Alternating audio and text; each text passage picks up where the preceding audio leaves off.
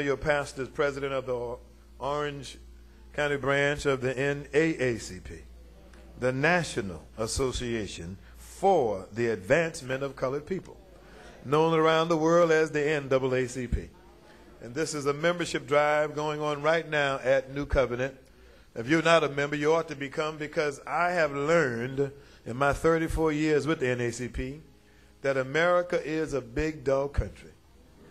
She doesn't like puppies. She eats poodles. She steps on chihuahuas. America only respects big dogs. And if you don't have a big dog, she will eat your lunch, because America only respects big dogs. She respects the Chinese because the Chinese are the biggest dog in the world. Respect the Japanese because they're the second richest dog in the world. Used to respect the Russians. Their dog died. Don't care nothing about the Russians now, because America only respects big dogs. And if you don't have a big dog, she will eat your lunch. I come by to tell you that for 101 years, the NAACP has been your dog. When you couldn't find opportunity, we were the bloodhound. We took you to it. When you couldn't see your way in a dark place, we were the seeing eye dogs that follow us. We take you to it. Every now and then you needed a dog who was standing around and just looked big and bad. We were your Doberman Pinscher. Sometimes you needed a dog who would bark loud, keep people out your yard. We've been your German Shepherd. And sometimes you needed a dog who would bark loud, bite your trouble, hold on and not let go. Your pit bull and your Rottweiler. You say sick 'em, we come running. Sometimes we don't know why you said sick 'em, we run anyhow. Because America only respects big dogs. And if you don't have a big dog, she'll eat your lunch. So I come by to tell you that you need, if you got precious possessions in your house, you need a big dog in your yard. But if you got a sorry dog, skinny dog, ribs showing, tail between his legs, they'll walk in the yard, step on your sorry dog. Your dog will say, excuse me. They'll go in the house, steal your television, and step on your sorry dog on the way out.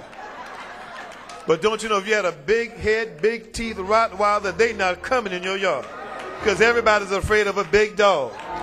But some people say, NAACP, why don't you bark like you used to do? Why don't you bite like you did back in the day? Why don't you fight like you did back in the movement, NAACP? What's wrong with you? I came by Covenant to tell you asking the wrong question. The right question is, have you fed your dog lately?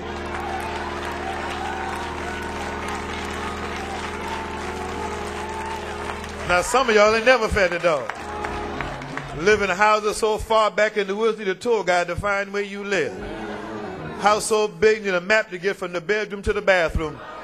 You didn't get that house because they changed their mind. That dog bit them. You don't have to send your children to Tuskegee or Bethune-Cookman or the FAMU anymore. You can send them to Florida State, University of Florida, Florida International. They didn't change their mind. The dog bit them.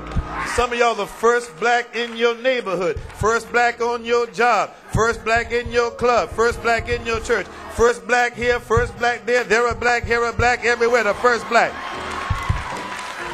Not because they changed their mind, the dog bit them. At least you ought to say, thank you, dog. Give the dog a bone. It used to cost $10 to feed the dog.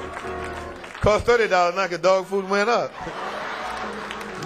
But if you too busy, too afraid, too uninformed to fight and bite for yourself, at least you ought to do is make the dog that's doing the fighting big enough, bad enough, and mean enough to feed your dog, is what you ought to be doing right now. Join the NAACP and do what? Feed your dog.